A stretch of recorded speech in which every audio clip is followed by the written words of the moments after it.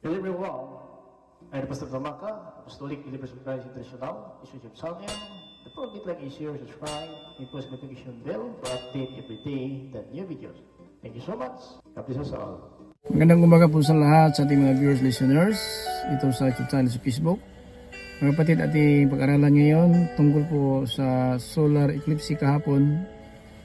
Ito po ay patuloy natin, mga kapatid, ayon po sa mga balita na ating nakuha po na kahapon po ay atin talagang na live coverage ang Japan country kung ano ang mangyari ng solar eclipse na pinaghandaan po sa April 8, 2024. Ito mga kapatid ating pag-aralan ngayon, no? Pakinggan natin ang mga talata, sita sa Biblia kung ano talaga ang nakasulat, kung ito talaga ay saan ba tayo maniwala, sa tao na nagbalita ng sobra o sa Panginoon nagbalita ng tama, no, mga kapatid. Ang solar eclipse na nakaraan kahapon, ito talaga ay pinaghandaan na mga tao doon po sa United States of America.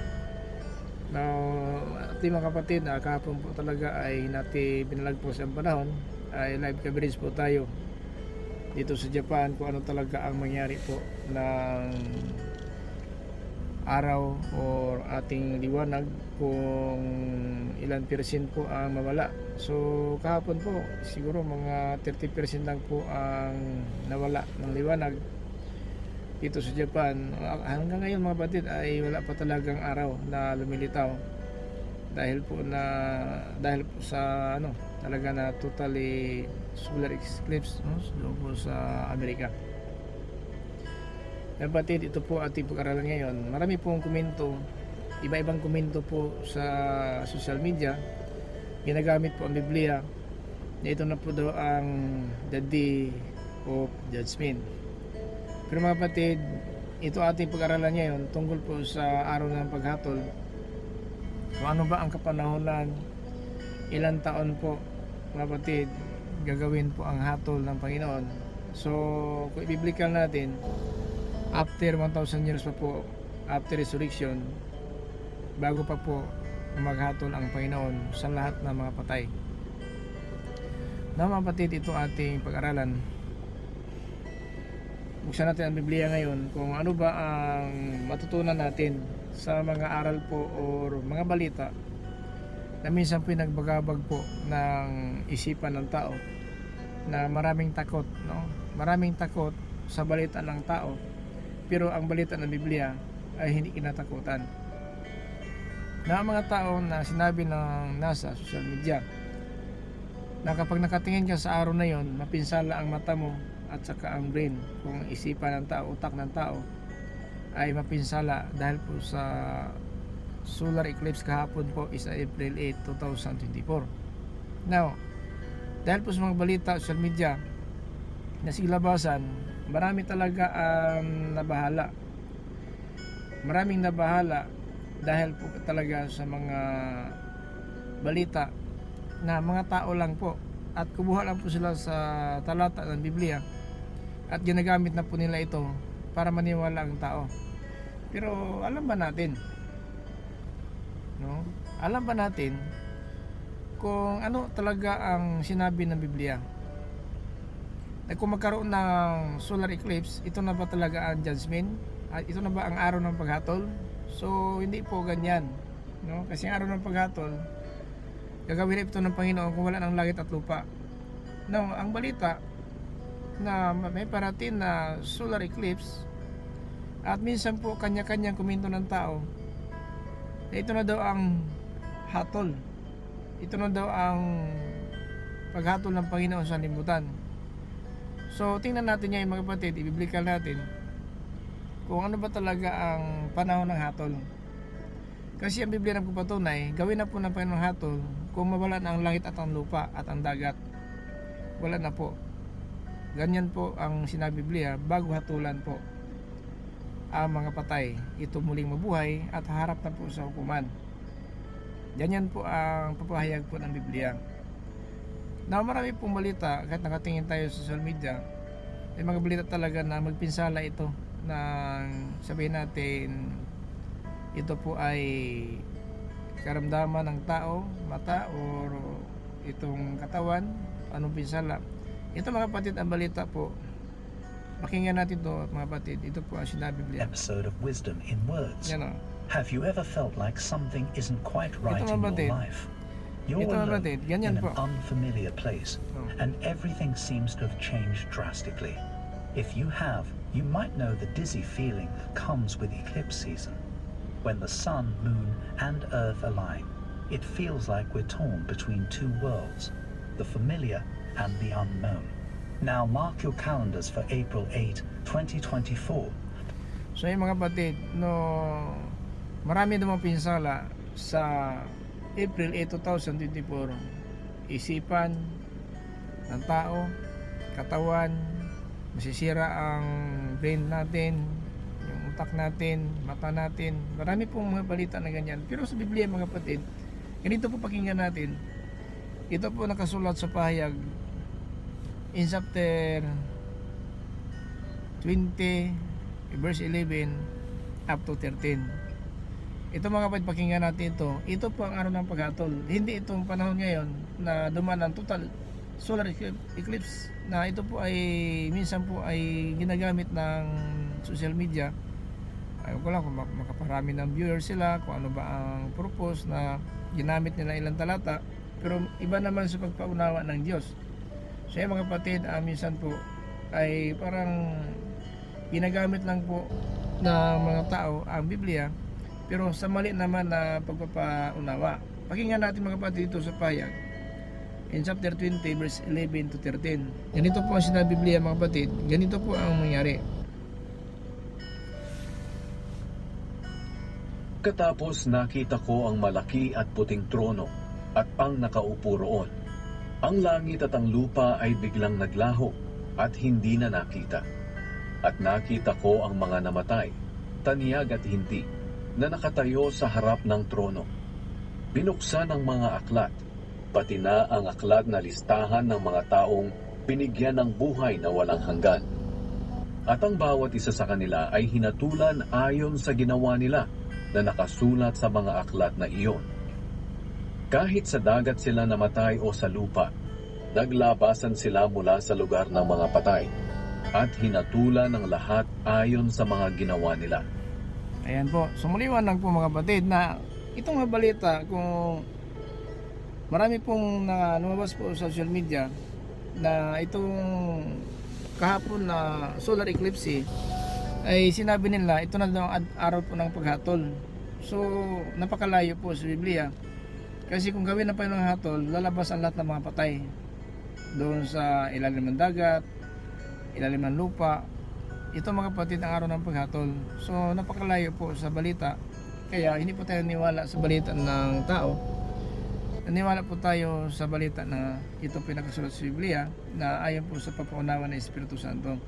Now kahapon po, monitor lang po natin kung gaano po kapinsala talaga ng total solar eclipse kahapon, na kung ano talaga ang mangyari ng bansang Japan. Kung ito talaga, anong kaibahan ng ito po ang pagbukang liwayway ng umaga, kung anong kaibahan hanggang na palapit po ang 11 AM mga kapatid, itiningnan po natin. So gapon, monitor po natin, live po tayo, is 4 na oras po tayo live para po na masaksihan talaga natin sa buong sanlibutan. Kaya live natin kahapon kung anong kaibahan talaga na solar eclipse na balita po nila.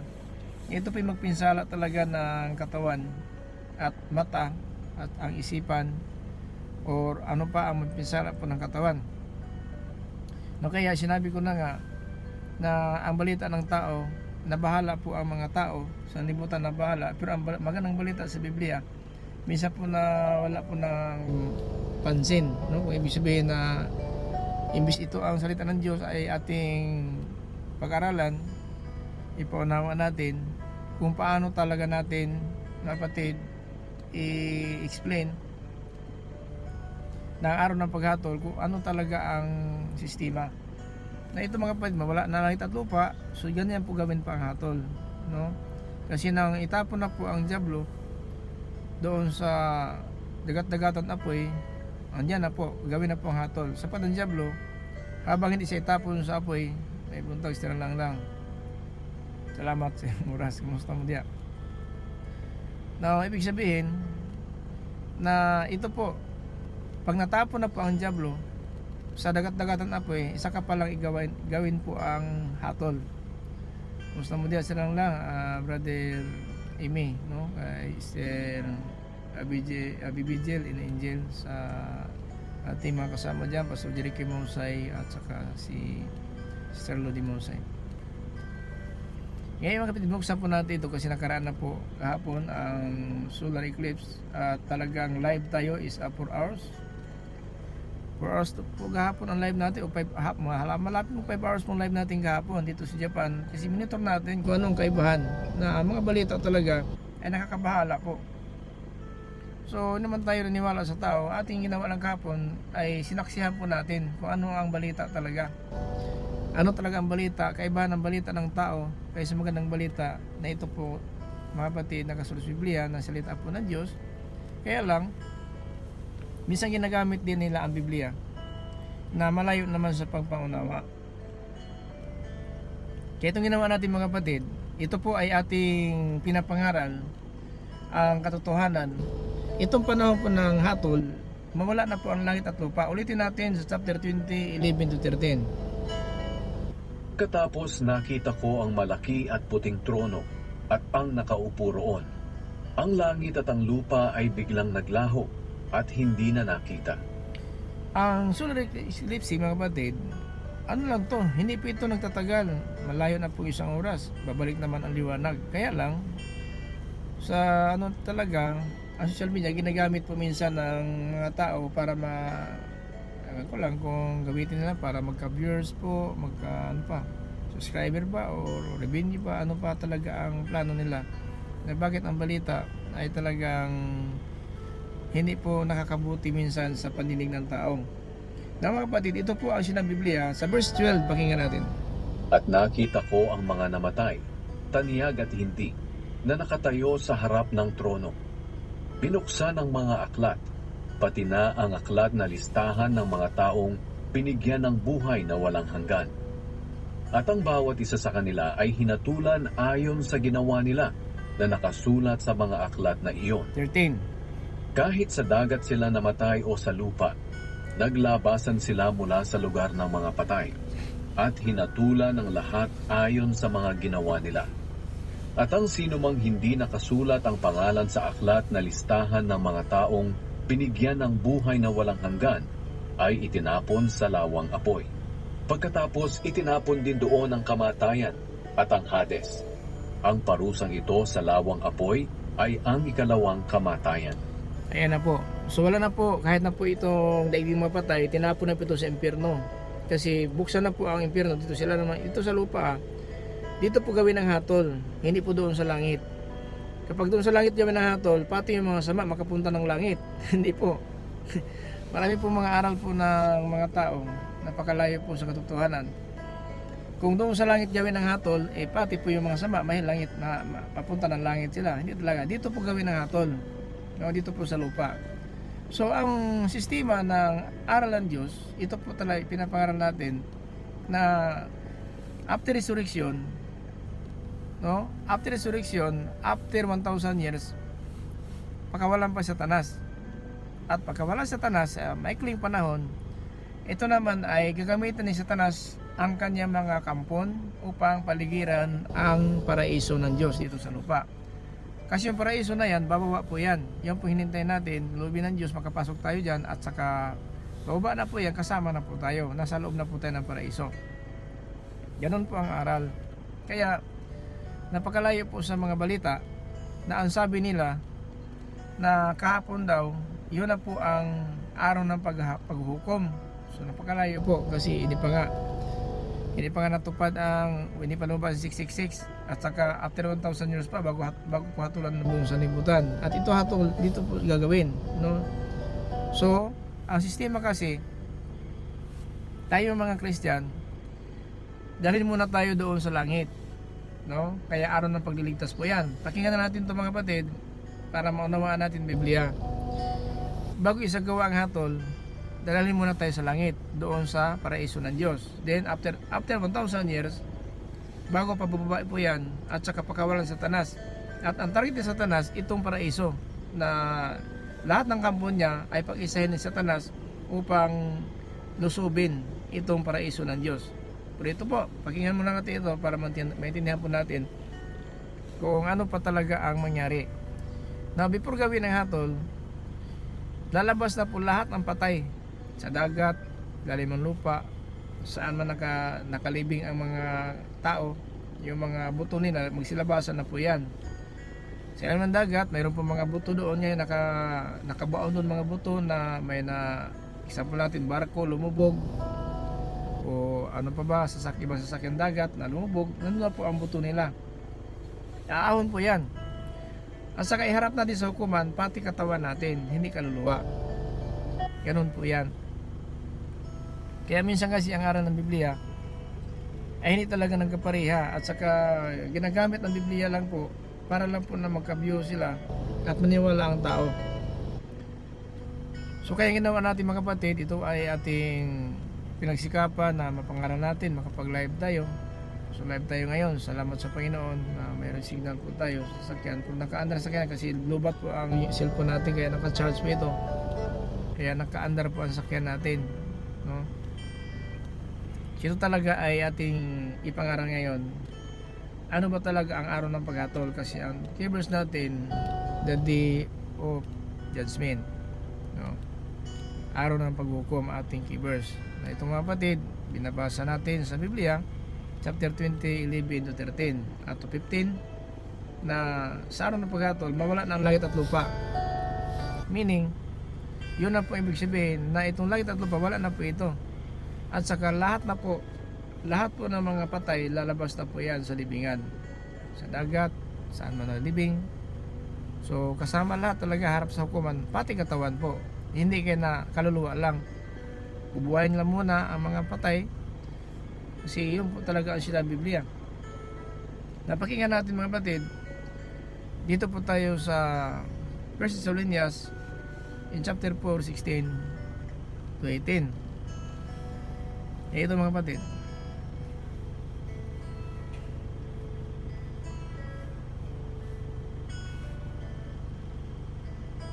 Sa araw na iyon, ang Panginoon mismo ang bababa mula sa langit, kasabay ng malakas na utos. Maririnig ang pagtawag ng punong anghel at ang pagtunog ng trumpeta ng Diyos. Ang mga namatay na sumasampalataya kay Kristo ang unang bubuhayin. Pagkatapos, ang mga buhay pa sa atin sa araw na iyon ay kasama nilang dadalhin sa mga ulap para salubungin ang Panginoon sa himpapawid. At makakasama na natin ang Panginoon magpakailanman. 18. Kaya nga mga kapatid, pasiglahin ninyo ang isa't isa sa pamamagitan ng mga aral na ito. Amen. So ganito po So, pagbalik ng Panginoon, nasa lapap lang po siya. So, ang paghatol, upo sa trono. 'Di ba? May iba talaga.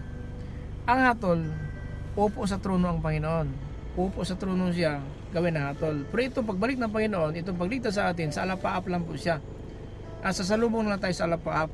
Ito, balikan natin Pakinggan natin mga kapatid sa 16, 17, chapter 4 sa 1 Thessalonians. Sa araw na iyon, ang Panginoon mismo ang bababa mula sa langit, kasabay ng malakas na utos. Maririnig ang pagtawag ng punong anghel at ang pagtunog ng trumpeta ng Diyos. Ang mga namatay na sumasampalataya kay Kristo ang unang bubuhayin. Pagkatapos, ang mga buhay pa sa atin sa araw na iyon ay kasama nilang dadalhin sa mga ulap para salubungin ang Panginoon sa himpapawid. At makakasama na natin ang Panginoon magpakailanman. Ayan po, para salubungin natin. So, ang pagbalik ng Panginoon, hindi pa ito hatol, pero mayroon parusa. May parusa ito sa mga taong masama. Hindi pa hatol, iba ang parusa, iba ang hatol. Kasi ang parusa, tulad ng lindol, bagyo, tsunami, may sakit, parusa po yan. Yung parusa po yan na nakakalas po ng buhay ng tao.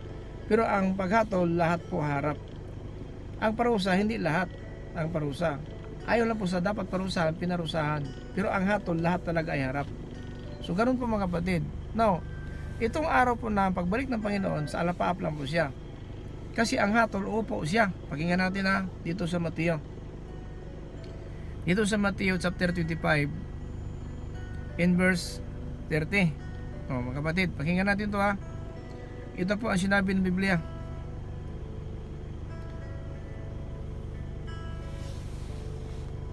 Pag ako na anak ng tao ay dumating na bilang hari, kasama ang lahat ng anghel, uupo ako sa aking dakilang trono. Titipunin ko sa aking harapan ang lahat ng lahi sa mundo. Ayan. Pag ako na anak ng tao ay maghahari na kasama ng lahat ng anghel, uupo ako sa aking trono. Titipunin ko. Bubukod-bukurin ko sila, tulad ng ginagawa ng pastol sa mga tupa at kambing. Ang mga tupa na walang iba kundi ang matutuwid ay ilalagay ko sa aking kanan. At ang mga kambing na walang iba kundi ang masasama ay ilalagay ko sa aking kaliwa. Ayan po, hatol, upo siya. Na ang pagbalik ng Panginoon, hindi pa ito hatol, pagligtas pala ito. So ganun po ang sistema ng Biblia. Kaya marami tayong nakita ng mga balita sa social media na talagang napakalayo po ng kanilang pag-explain kung pagpaliwanag ng Biblia. Kasi ginagamit ng Biblia pero napakalayo naman ng sabihin natin pangunawa ng Diyos sa pangunawa po nila. Kaya mga tao takot sila. So mabuti pa ang tao nagbabalita, takot pa ang tao, pero itong impyerno na sinabi ng Biblia, parang ang tao binabaliwala po. Pero itong April 8 na kahapon po ay may solar eclipse, mga tao natatakot at saka naghanda sila. Nagbili ng pagkain, baka daw ilan araw, kasi may balita, 3 araw daw ang solar eclipse, 3 araw daw. So 3 araw, kung wala kang mabili, kaya mabili ka ng pagkain. Kaya namili talaga, tingnan mo yung mga department store, walang laman. Walang laman kasi namili ang mga tao talaga. Kasi sabi ng iba, 3 days daw ang solar eclipse. Wala naman, hindi naman tayo nabahala dyan. Namasidan tayo ng mga pangyayari sa palibot. Kung gaano katotoo po ang balita o sa balita ng Diyos, magandang balita ng kasus Biblia, paano po natin ipaliwanag. Actually, mayroon naman talaga panahon darating itong pang-anim na tatak na talagang ang araw talaga ay magdilim at ang buwan maging dugo at mahulog sa lupa ang mga bituin. Kahapon, kaya nga sinaksihan po natin, live coverage tayo kahapon is maghapit 5 oras para masaksihan natin ang balita ng salibutan sa balita ng Biblia, kung anong kaibahan. So in-explain po natin sa pang-anim na tatak, totoo talaga yan, nakasulat. Pero kaya, dahil po na mayroon nangyari talaga, ang ating tinignan kahapon kung may bituin ba na mahulog. Kasi ang sa Biblia, may bituin mahulog. So sa balita din kahapon, may bituin na mahulog, nakamukha doon ng Diablo. So kaya nga, sinaksihan po natin, live coverage tayo kahapon para masaksihan natin kung mayroon talagang mahulog galing po sa langit, kamukha ng Diablo na bituin. So wala. So yun po. Dahil wala, yan ang sinabi ko na mas maganda ang salita ng Diyos dito sa Biblia. Ito ang ating paniwalaan. Huwag tayong maniwala sa tao. Totoo nga, sa Biblia na nga. Kaya mayroon din mga tao na ginagamit ng Biblia na may mahulog talagang bituin, pero hindi po sa panahon ngayon. Kasi nandito pati sa lupa, hindi pa nabuhay ang mga patay, so kaya hindi makatotoo yung mga balita nila ayon po sa kanilang pinaunawa, napakalayo po. Kaya alam po natin. Now, ito mga kapatid, uupo sa trono. Now, pag uupo na po, kasi ito mga kapatid, tandaan po natin, pag nakababa na po ang bagong langit, bagong lupa, ito po ang paligiran. Paligiran po ito ng Diablo. Kasi after 1,000 years, pakinggan natin ang Biblia. Balik tayo sa Pahayag chapter 20, in verse 5 up to 6, 7, mga kapatid. Pakinggan natin to ha. Para hindi pa tayo mabahala, huwag na tayong maniwala sa mga balita na wala pong katotohanan. Dito, pakinggan natin sa 20, Pahayag chapter 20, verse 4 up to 7.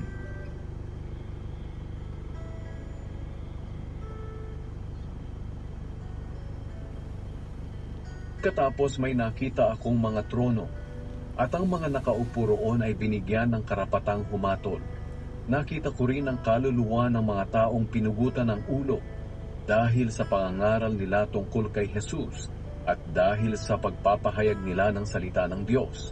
Ang mga ito ay hindi sumamba sa halimaw o sa imahen nito at hindi tumanggap ng tatak nito sa noo o kanang kamay nila.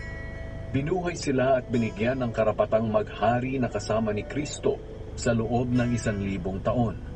Ito ang unang pagkabuhay ng mga patay. Ang ibang mga patay ay sakalang bubuhayin pagkatapos ng 1,000 taon. So maliwanag po ito ang unang pagkabuhay ng mga patay. Ang makasama sa muling pagkabuhay, ito yung kapatik ng 666, nangaral po na salita ng Diyos, nangaral kay Jesus. At saka ito mga kapatid, mga lingkod na loobin ng Diyos, makasama tayo dito. Basta magpatuloy tayo sa paglilingkod sa Panginoon, makasama tayo dito. To God be the glory. Sana po, hindi po tayo mabigo sa ating inaasahan. Kaya hanggang araw talaga ay tinuruan tayo ng Diyos sa tamang pamuhay para po na hindi po tayo maligaw sa limutan. Now sa verse 5, kapatid, ito ang unang pagkabuhay ng mga patay. Ang ibang mga patay ay sakalang bubuhayin pagkatapos ng 1,000 taon. so ang iba pang mga patay sakalang bubuhayin pagkatapos 1,000 taon. So tanda po natin. Now, ito po ang paligiran ng Diablo. Paglabas niya, ito po ang banal na lungsod. Ito po ang tinatawag na paraiso na dito na po sa lupa. Mga kapatid, ito po ang paligiran ng Diablo at ang kanyang makampon. Pero ito, maikling panahon lang, mga kapatid. Maikling panahon lang kasi yung mga tao sa panahon na yan, after 1,000 years, sa muling pagkabuhay na, tapos pang muling pagkabuhay, sa after 1,000 years, ang mga tao sa limutan, ito po ay alipinin na ng Diablo. Kasi alam mo natin, natapos na po ang muling pagkabuhay, so yung mga tao kaya na po iligaw ng Diablo sapagkat tapos na po ang muling pagkabuhay. So, maikling panahon, after 1,000 years, pakawalan sa Satanas, mga kapatid. Tuloy natin sa chapter 20, verse 6 up to 7. Palad at banal ang mga kabilang sa unang pagkabuhay ng mga patay. Walang kapangyarihan sa kanila ang ikalawang kamatayan. Magiging mga pari sila ng Diyos at ni Kristo, at maghaharing kasama niya sa loob ng 1,000 taon. So, tanda po natin mapalad at banal ang makabilang sa unang pagkabuhay ng mga patay. So, mapalad at banal. Banal, tayo mga bautismado, binanal na tayo, pinawalang sala na tayo, inaring ganap na tayo sa pangalan na atin Panginoon Kristo. So tama po, tayo mga bautismado, basta magpatuloy na po tayo sa paglilingkod, huwag tayo magbabalik sa sanlibutan. Tuloy lang po natin mga kapatid ang ating paglilingkod bilang Kristiyano. Ayan po. Now, maghahari tayo kasama ni Kristo para tayo mga pare. Ibig sabihin tayo po mga tagapagturo. Ibig sabihin tayo po ay mga espesyal po. Kasi ang pari kasi, mga kapatid, si Panginoon Kristo pinakapunong pari natin. So parang tulad tayo niya, kung ano ang kanyang sabihin natin kalagayan doon sa langit, matulad tayo. Para tayo mga pari, ibig sabihin, tayo po sa harapan ng Diyos, mayroong karapatan tayo. Kung may karapatan na anak ng Diyos at Panginoon Kristo, siya pinakapunong pari natin, tayo din ay tulad ng kanyang kalagayan na magkamit tayo ng buhay na walang hanggang. Then, after 1,000 years na po sila. Then pagkatapos ng 1,000 years, sa verse 7, Ang pagkatalo ni Satanas. Katapos ng 1,000 taon, pakakawalan si Satanas mula sa kanyang bilangguan. Lalabas siya at dadayain ang mga bansa sa buong mundo. na pagkatapos 1,000 taon, pakawalan si Satanas. Pakawalan na po siya. At ang gawin niya, dadayain niya ang lahat ng tao dito sa mundo. Lalabas siya at dadayain ang mga bansa sa buong mundo. Sa buong mundo, dadayain. So, ibig sabihin, gagawa siya ng paraan para mga tao, siya po ang paniwalaan, dadayain niya. So, madaya talaga sila sapagkat wala na po yung mga ngaral. Wala na mga ngaral dito. Tapos na muli yung pagkabuhay. Sino pa mga ngaral? Wala na po. Wala na po mga ngaral dito. After resurrection, wala na po mga ngaral. Kasi dadalhin ng Panginoon pati mga buhay na titira. Tayo mga patay na nakatulog na, babangon tayo. At ang mga buhay pa natitira, dadalhin na po lahat. Kaya, yan ang mangyari. Madaya niya ang mga tao sa limutan dahil wala na pong mga ngaral. Now, anong gawin niya sa mga tao? Tuloy natin.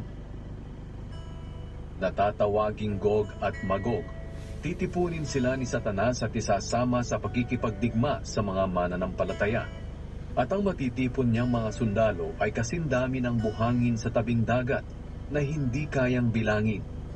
So, ang hikayat ng Diablo, kasing dami ng buhangin sa dagat, hindi kayang bilangin, at makipagtalo, makipaglaban sila sa mga mananampalataya o mga Kristiyano. Now, ano ba ang paligiran nila? Tuloy natin. Nakalat sila sa buong mundo at paliligiran nila ang kampo ng mga banal at ang pinakamamahal na lungsod. Pero pauulanan sila ng Diyos ng apoy mula sa langit at mamamatay silang lahat. So, ito mga kapatid, biblical po ito. Now, sa lahat, sa katapusan, ang papatay ng mga tao, apoy mula sa langit. Mamatay silang lahat. So, itong banal, po, itong mga kapatid, itong banal na lungsod, itong sinabi ng Biblia na ito po ang kampo ng mga banal at ang pinakamahal na lungsod. Ito mga kapatid, ang paraiso ng Diyos na paligiran ito. Paligiran ito ng mga kaaway at uulan ng apoy, mga kapatid. Pag ulan ng apoy mula sa langit, patay ang lahat. Patay, may lang matira. Nakalat sila sa buong mundo at paliligiran nila ang kampo ng mga banal. Kasi mga kapatid, tanda po natin, ito pong lungsod na ito po ang paraiso. Ang pinakamamahal na lungsod. Pinakamamahal na lungsod. Ito po ang Jerusalem na sa langit. Hindi po ito Jerusalem sa lupa. Dito sa lupa, doon namatay ang Panginoon sa Jerusalem sa lupa. Pero itong Jerusalem sa langit, itong pinakamahal kung banal. Mga kampo ng banal. Ito po mga kapatid, ang ating inaasahan na ito ang paraiso ng Diyos. So, yun po mga kapatid, ang ating inintay. Tuloy natin. Pero pauulanan sila ng Diyos ng apoy mula sa langit at mamamatay silang lahat. So wala na matira. Pag sinabi mamatay na lahat, wala na matira. Then ang gawin sa Diablo, ganito po, sa verse 10. Si Satanas na dumaya sa kanila ay itatapon sa lawang apoy at asupre, na siya ring pinagtapunan ng halimaw at ng huwad at sinungaling na propeta. So itapon na, nandun na po ang sinungaling na propeta, halimaw, nandun na po yung pati ng 666 na halimaw, nandun na po sa impyerno. Then, after 1,000, kasi pagbalik ng Panginoon, kasi tanda po natin, sa kanya pagparito na magpagbuhay ng mga patay, papatayin po itong tao, itong bulaang propeta ng kanyang hininga. Itong tao po na nagpatik ng 666, papatayin ito ng hininga ng Panginoon, pagparito niya. At saka itong mauna matapon doon sa apoy inimamatay. Then after 1,000 years, pagkawalan sa Satanas, para po ito na po ang gagawin. Now, nang panahon na po na yan, itapon ang Satanas, nandun na po ang mga bulaang propeta at ang mga itong halimaw. Balikan natin sa verse 10. Si Satanas na dumaya sa kanila ay itatapon sa lawang apoy at asupre, na siya ring pinagtapunan ng halimaw at ng huwad at sinungaling na propeta. So una pala itapon ang sinungaling na propeta ngayon at saka itong halimaw. So sa pinakahuli, bago gawin ang hatol, itapon naman ang Diablo doon. Kasi maghimagsip ang Diablo sa maikling panahon, pakawalan po siya 1,000 taon. Pagkatapos 1,000 taon, pakawalan po siya. At yun po, dadayain ang lahat ng tao sa buong bansa. Ayon po sa Biblia, mga kapatid, kakalat siya sa buong mundo. No? Lalabas siya at dadayain ang lahat ng bansa. Lalabas siya at dadayain ang mga bansa sa buong mundo. So verse 7. Katapos ng 1,000 taon, pakakawalan si Satanas mula sa kanyang bilangguan. Lalabas siya at dadayain ang mga bansa sa buong mundo. So ito na po mga kapatid, kasi patungo na po siya sa impyerno. So nang malapit na itapon sa impyerno, palabasin ito bago itapon sa impyerno. Pero gagawa pa ito ng salarin. No, dadayain pa niya ang mga tao sa buong bansa. At saka ito talaga ang mga tao ay maniwala sapagkat wala naman tagapagturo dito. Now, ang paligiran niya, ito po ang Jerusalem, bababa mula sa langit. Pakinggan natin mga kapatid, na ito pong bagong banal na lungsod na pinakamamahal ng Diyos, ito po ang tinatawag na Jerusalem. Ito po ang ating ina na tinatawag ni Apostol Pablo, Jerusalem na ating ina na ito ang paraiso na sa langit. Pakinggan natin sa 21, 1 at 2 sa pinadayag. Katapos nito, Nakita ko ang bagong langit at ang bagong lupa. Naglaho na ang dating langit at lupa, pati na rin ang dagat. At nakita ko ang banal na lungsod, ang Itong sabi banal lungsod. Ano itong banal lungsod? bagong Jerusalem na bumababa mula sa langit galing sa Diyos. Ito yung sinabi ko, banal lungsod. Palibutan ito ng itong banal, kampo ng mga banal, itong banal na lungsod, palibutan ito ng Diablo kasama ang kampo niya. So meaning, bago gagawin ang hatol, nasa baba na po yun, paraiso na yan. Nandun na po tayo sa loob, at pagbaba na yan, yun po ang target ng Diablo na paligiran nila. No? Paligiran itong banal lungsod. Ito po ang bagong Jerusalem na baba mula sa langit na sinabi sa Pablo dito po sa Galacia in chapter 4:26. Para manawaan natin ang aral, pakinggan natin sa Galacia, mga kapatid, in chapter 4 verse 26. Ito po ang kinatawan ng asawa ni Abraham na si Sarah, mga kapatid, na ito ang Jerusalem na malaya. Ngunit ang asawang si Sara ay hindi alipin, at siya ang kumakatawan sa Jerusalem na nasa langit. At siya ang ating ina, dahil hindi tayo alipin ng kautusan. Ayun po. Itong Jerusalem na ito, itong ating ina. Kasi lahat po tayo na manampalataya, ito ang ating inasahan na paraiso ng Diyos. Maliwanag po na dalhin muna tayo doon bago bababa yan, at pagbaba na ng Jerusalem na ito, sa kagawin ang hatol, at dito gawin ang hatol sa lupa. Kasi nang palibutan ito ng mga kampo ng banal, mga banal, ito pong paraiso, palibutan ng Diablo ito at mga tao kanya mga, sabihin natin, alipin, kanya mga kampon, at ulan ng apoy mula sa langit. So meaning, ulan ng apoy mula sa langit, nasa baba na po ito. Nasa baba na po ito. Kasi paano ulan ng apoy mula sa langit kung wala ito sa baba? Kasi ang paligiran kasi itong paraiso, mga kapatid, is 2,400 km lang. Now, ang sanlibutan, napakalaki po ito. Hindi lang 2,400 km. So ito, mga kapatid, bababa ito. Saan ito baba? Doon sa lugar na nakahanda po, na doon po ipinako ang Panginoon sa cross. Doon po, mga kapatid, ang Jerusalem. So yung Jerusalem na yan sa ibaba, ito ngayon ang Jerusalem na alipin po, mga kapatid, na dito sa libutan, alipin ng kautusan. Pero ang Jerusalem natin na sa langit, ito hindi alipin, malaya po tayo. Kasi ang Jerusalem tinutukoy sa lupa, yan po, doon pinako ang Panginoon sa cross. So ang Jerusalem na ito ay spiritual, hindi pa nakita. Ito ang bababa mula sa langit. Now, gaano kalaki itong Jerusalem, itong paraiso? 2,400 km. Kaya dapat paligiran ito ng kampo ng Diablo, kasi 2,400 km na itong laki ng paraiso. So kaya paligiran, kasi dito sa bababa ito, doon po sa lugar na nakatakda po, mga kapatid, kung ano ang Jerusalem na tinutukoy sa lupa, diyan bababa ang Jerusalem na mula sa langit. Doon po sa lugar na ito po ay, mga kapatid, Jerusalem, doon nila pinako ang Panginoon sa cross. Pero ang Jerusalem sa lupa, ito'y alipin ng kautusan. Pero ang Jerusalem sa langit, malaya po ito. Tayo po ito, mga anak, mga kapatid, ng Jerusalem na ito. Lubat na tayo, lubat. So ganyan po, mga kapatid. Now, maliwanag po ang Biblia na itong Jerusalem na ito, paligiran ito ng mga kampo ng Diablo at ang kasama ng Diablo, pero paulanan sila ng apoy mula sa langit at mas tutupok, mamamatay sila lahat. Dahil patay na lahat, isagawa na po ang hatol. Balikan natin, mga kapatid, dito sa kapitulo 20, versikulo 10, 9 nga to sa 10 hanggang po sa 13, sa chapter 20 sa payag. Akalat sila sa buong mundo, at paliligiran nila ang kampo ng mga banal at ang pinakamamahal na lungsod. Pero pauulanan sila ng Diyos ng apoy mula sa langit, at mamamatay silang lahat. So mamatay lahat, wala po isa matira. Wala nang matira, mamatay lahat. At dahil patay na lahat, itong Diablo naman itapon na po sa impyerno. Si Satanas na dumaya sa kanila ay itatapon sa lawang apoy at asupre. na siya ring pinagtapunan ng halimaw at ng huwad at sinungaling na propeta. Magkakasama silang parurusahan at pahihirapan, araw-gabi, magpakailanman.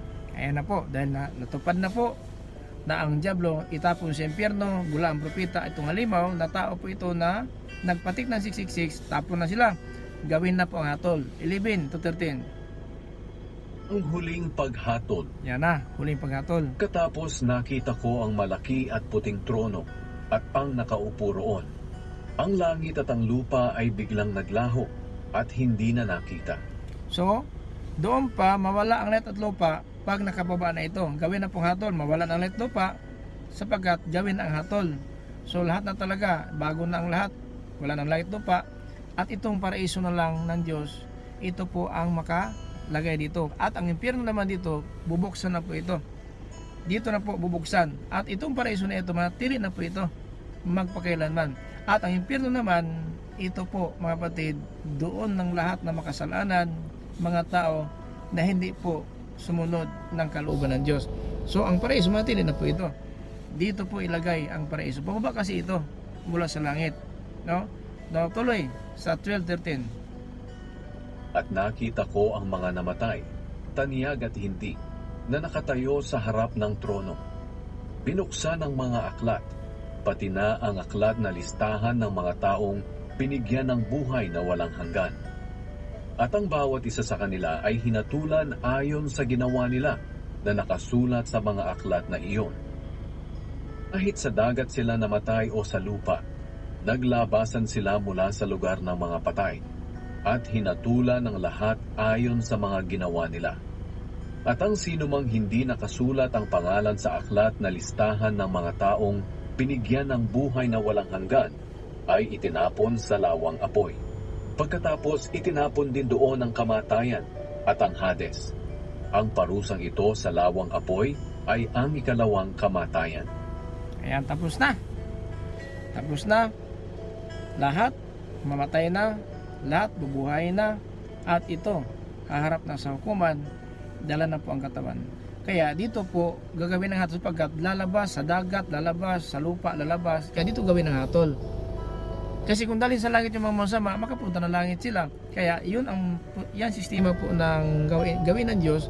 Bababa muna itong langit, itong bagong langit, bagong lupa, itong paraiso na ating inaasahan, at sa gawin ng hatol after 1,000 years. Kung baba na po yan. Then, pagka mamatay na lahat ng tao, kasi ito tutupukin na po lahat talaga, ayon po sa ating napakinggan, at gawin na po ang hatol. At hatulan ang lahat ayon sa ginawa.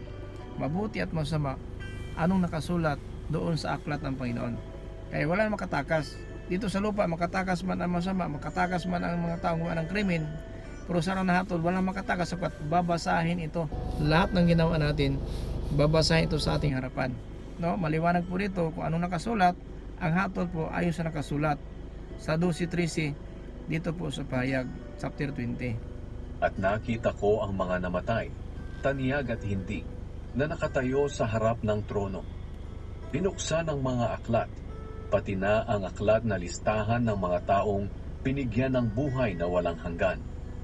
At ang bawat isa sa kanila ay hinatulan ayon sa ginawa nila na nakasulat sa mga aklat na iyon. Kahit sa dagat sila namatay o sa lupa, naglabasan sila mula sa lugar ng mga patay at hinatulan ng lahat ayon sa mga ginawa nila. Diba? At naglabasan sila sa lugar mga patay, galing sa ilalim lupa, yun sa dagat, labas din sila, harap na sa hukuman. Ayan sinabi ng Panginoon, uupo ako sa aking trono at pagbukurin ko ang lahat ng tao.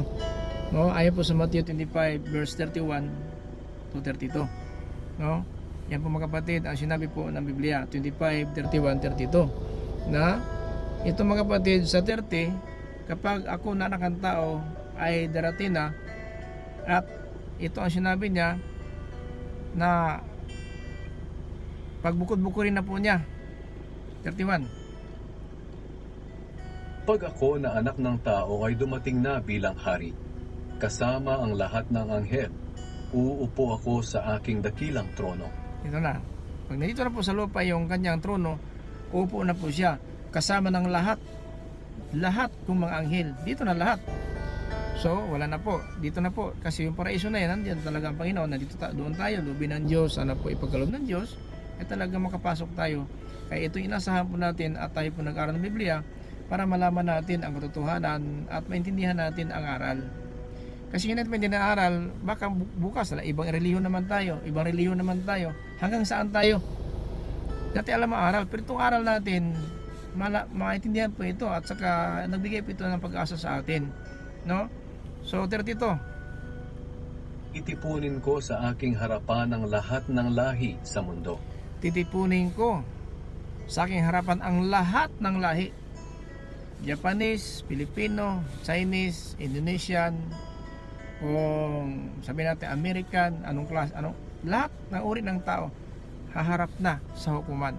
Titipunin ang lahat, pagbukod-bukurin ko, mayroong kaliwa, mayroong kanan.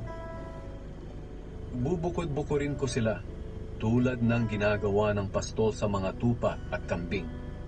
Ang mga tupa na walang iba kundi ang matutuwid ay ilalagay ko sa aking kanan. At ang mga kambing na walang iba kundi ang masasama ay ilalagay ko sa aking kaliwa. Kapatid, itong pagbuhay sa pangalawang pagkabuhay, kasi ang una, the first resurrection, itong mga banal at mga matuwid sa paningin ng Diyos. Ito naman itong hindi na nadatna ng Panginoon Jesucristo, mga kapatid, yung panahon ni Moises, maiwan pa sila ng lupa. So paglabasan nila, haharap sa hukuman, mayroon mga matuwid dyan, mayroon po kasama sila Lazaro, kasama yung kriminal na napako sa cross, na ito po ay pinangakuhan ng Panginoon, isama kita sa paraiso. Dito na po sila lalabas, mga kapatid. Dito na po ang sinabi po sa 32. Itipunin ko sa aking harapan ang lahat ng lahi sa mundo. Pagbubukod-bukurin ko sila tulad ng ginagawa ng pastol sa mga tupa at kambing. 33. Ang mga tupa na walang iba kundi ang matutuwid ay ilalagay ko sa aking kanan. At ang mga kambing na walang iba kundi ang masasama ay ilalagay ko sa aking kaliwa. Yun na po, impyerno, paraiso. No, yung matuwid, kasi ito, lahat na pubuhayin ito. So, tulad natin mga inuno, may mga, sabihin natin, itong dibuto talaga ng mga, itong lula natin, mga lolo natin, mga dibuto po sila, talagang namuhay po sila ng may takot sa Diyos.